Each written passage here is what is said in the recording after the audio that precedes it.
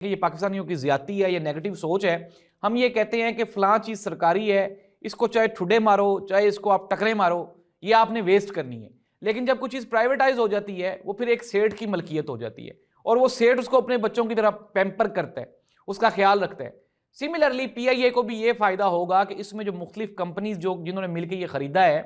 کہ وہ جو کمپنیز ہیں وہ پاکستان کی کامیاب ترین کمپنیز ہیں، اس کو وہ پیمپر کریں گی، اس کو نہلائیں دھلائیں گی، اور پی آئی اے کا شمار دوبارہ پھر ایک مرتبہ جو دنیا کی بڑی انٹرنیشنل ایئر لائنز ہیں ان میں ہونا شروع ہو جائے گا. اب جس طرح میں نے آپ کو پہلے ہی بتایا کہ آپ نے خبردار یہ رہنا ہے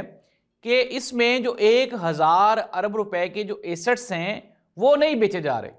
وہ ابھی تک پی آئی اے کی ملکیت ہوں گے. اور یہ جو ابھی یہ ٹوٹل جو ان کے ایویشن بزنس بکا ہے، اس کا بھی 25% جو اس کے شیئرز ہیں وہ گورنمنٹ کے پاس ہوں گے. اب یہ نہیں معلوم کہ یہ جو 25% شیئرز ہیں یہ کب بیچے جائیں گے اور کس کو دیے جائیں گے.